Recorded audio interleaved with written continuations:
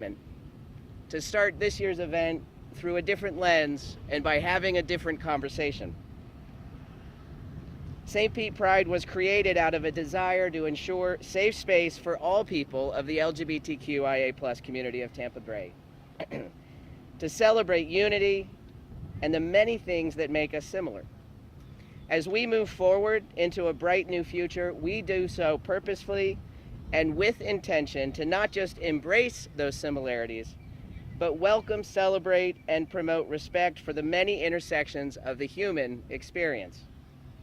We value and respect diversity in its many forms: race, ethnicity, ability, class, faith, age, gender identity, sexual orientation, and experience. We honor the visible and invisible qualities that make each of us who we are. We center Black, brown, and trans voices that so often go unheard because we know diversity, equity, and inclusion are the ultimate acts of pride. This year, in hosting St. Pete Pride Fest, we were challenged by hosting in 2019 over 265,000 people in our waterfront and down in the Grand Central District over just a number of days. So when we met with the city over many, many months about how we could ensure the health and safety and well-being of our community, but also honor this mission, it was a challenge to spread out over space and time. And we are doing that by celebrating all month long through St. Pete Pride Fest, where we will enjoy each week a different theme and anchor with a flagship event each Saturday at a different location showcasing the beautiful parts of our city. And we are encouraging the hundreds of other nonprofit organizations and cultural institutions and businesses to join us and host their own events all month long and honor those themes that tell the story about our community beyond parades and parties. We're going to celebrate Pride outside down here at the Vinoy on the first Saturday. We're going to celebrate our families, our LGBTQ beautiful families, whether they're children or the parents or the extended families are member of the LGBT community, the second Saturday, and we'll host at North and South Straub and also some events at the beautiful St. Pete Pier. The third Saturday, we're going to host arts and culture, and that's with the Q. And we're going to celebrate arts and music and performance in its broadest terms at the Factory, located in our now developing warehouse district, just a stone's throw from Grand Central District, which is our birthplace and our home.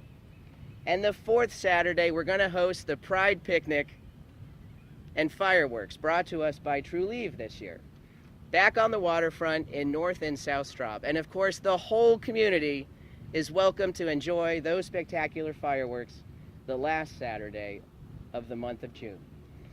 It is through the amazing partnership with the City of St. Petersburg, with Visit St. Pete Clearwater, True Leave, AIDS Healthcare Foundation, and a number of other critical partners that were able to bring these events to you this year. We will have limited attendance based on our current restrictions, and we're also proud to announce that our health and safety partner this year is Tampa General Hospital, and we will be working with their T-Pro program on all of our COVID-19 protocols. For more information about our events, all of which will require pre-ticketing, you'll have to visit our website, stpetepride.org.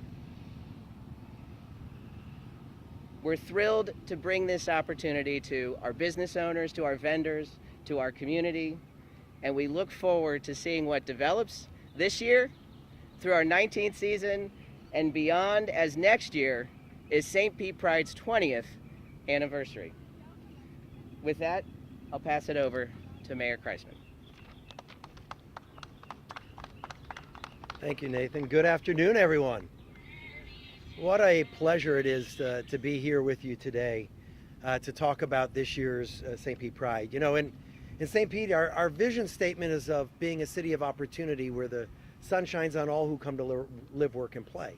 And we take that very seriously. There's a second part to it, but always typically focusing my comments on the first part, and that's creating that city of opportunity where the sun shines on all. And certainly the LGBTQ community is an important part of that all. It's an important part of who St. Petersburg is and why we love living in this city so much. You know, Nathan, I want to first off say thank you to you and your entire board. Pride has become one of the biggest events that we host in the city, and Nathan talked about how it's certainly from a parade standpoint, it's one of the largest, if I guess is the largest in the state of Florida, certainly in the southeastern U.S. But celebrating Pride is more than just a parade, and it's more than just the events. It's what it represents and how it defines us as a community. And we have thought of ourselves as a community that is diverse, that is tolerant, that is welcoming. And so having events like Pride and celebrating Pride and recognizing the important role that the LGBTQ community plays here in St. Pete, to us is really important. And that's why being able to figure out how do we move forward with Pride this year and do it in a way where everybody who participates and everybody who comes to be involved in it can do so and feel safe in the middle of this pandemic, which we're almost on our way out of, but we're not done yet. And so while there isn't going to be the parade this year, and as someone who has participated back when I was on council and every year as mayor and loves the parade and the trans parade that we have now too, that's become a part of our tradition, it was really important to figure out ways of continuing the tradition of Pride and celebrating everything that Pride stands for here in St. Pete. And so my hat's off to Nathan and your entire team, because I think you've done that. He's just laid out this fantastic schedule for the whole month, and we want to encourage people to participate in the events, and you can do so safely, and that's incredibly important to us as we go forward. The economic impact of this event and these events is, I don't remember if you mentioned the number, it was about $67 million last year. That is significant. And so with next year being the 20th anniversary, being able to celebrate Pride and bring the parade back and all the other activities becomes even more important than it's ever been. So I am incredibly pleased to be here with you all today for this announcement. And again, very grateful to my team, to Nathan, to you and your team for keeping Pride alive here in St. Petersburg and being able to do so in a safe way. So thank you all so much.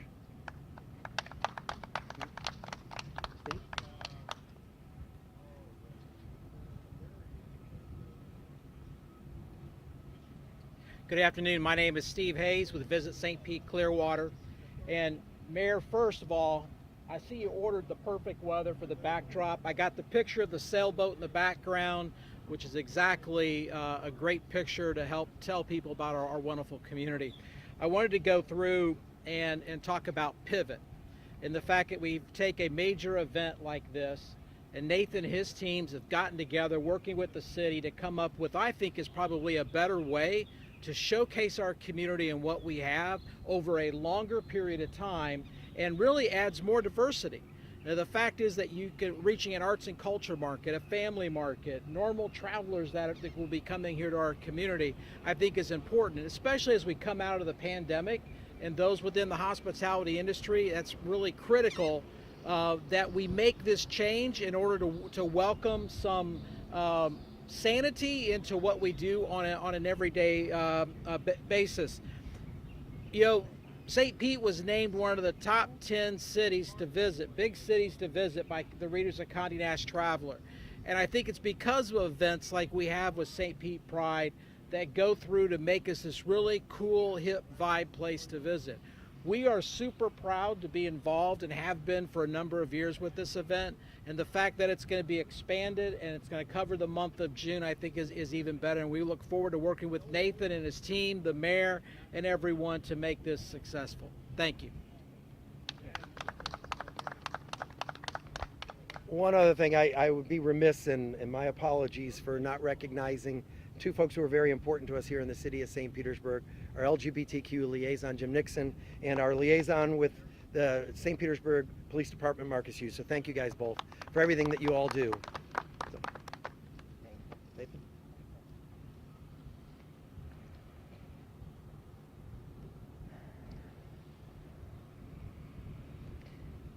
being home here in the Tampa Bay region, being home here in St. Pete for me, and being able to bring this news to you today brings hope.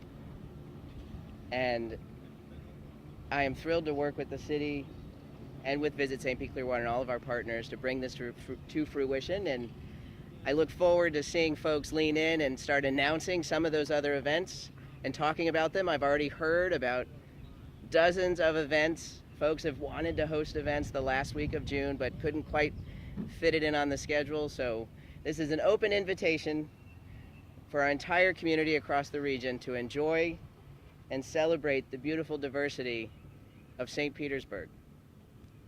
So with that, we'll open the floor to some questions. Do you think this new format would be something you might want to stick with, or would you like to bring the parade back eventually? I think we're going to learn a lot this year. We have a lot of new partnerships, and I do love telling the story of our community through these 4 different lenses. We know there are a lot of families that come to Pride for a number of years and then are in a different phase. And so I anticipate each of these weeks growing into something special. But then, yes, bringing the parade back next year for our 20th anniversary is going to be exciting.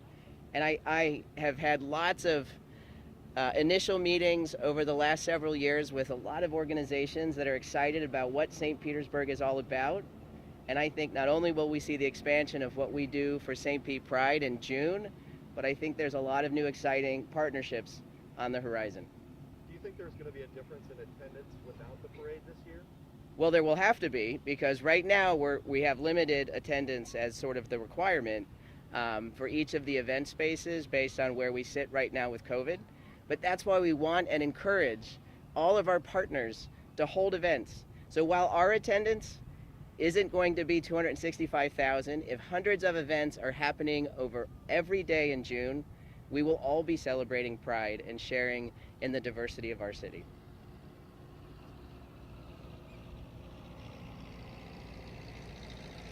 Is there one new aspect in the format that really excites you that you're looking forward to?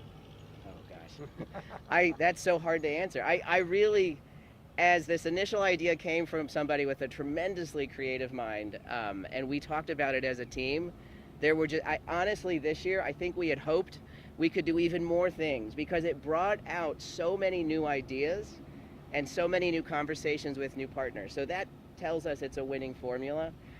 We will put on what we can this year as a nonprofit. Partnership dollars for Pride organizations across the country are down significantly. So as stewards to a very important mission that essentially got an 80% budget cut when we agreed to put this on after the beginning of the year, we're going to do the best we can for our community collectively, and then we're going to look towards next year. But we'll take a break in July, but then we'll start planning right away for next year. Mayor, is there anything specific you will do as far as enforcement of social distancing and masks and things like that during the event? I mean, we'll do what we've been doing when it comes to enforcing, the orders that are in place. But I have great confidence in the entire organization. They're going to do it right, and they're going to create an atmosphere that's safe. And that's the important thing is if you're going to hold events, good planning, and then enforcement, and a commitment to doing it right. And I have great confidence in these folks. I know where their hearts are. I know what they want to accomplish, and I'm confident they'll do so. Mayor, was there any apprehension from your office with this event, knowing that it attracts so many people? Yeah, well, I think it's a big difference from having the parade and having that concentration. Parades are difficult. They are difficult to manage, and it's difficult to create that environment with a parade where people feel safe. The way they've done this and they've gone about this and breaking it up and creating different locations makes it much easier from a control standpoint, and that's why we have a lot more confidence that they're going to be able to do it right. You had dolphins behind you. Yeah, I actually planned that. They're right there. Yeah, that always happens when I speak. It's kind of amazing. My marketing team does a really good job. Wow.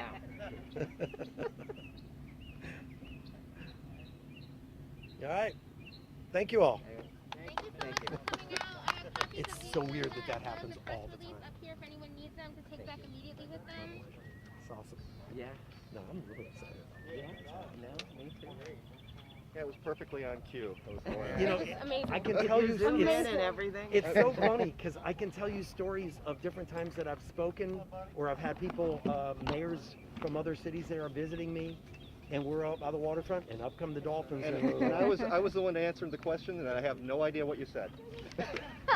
They always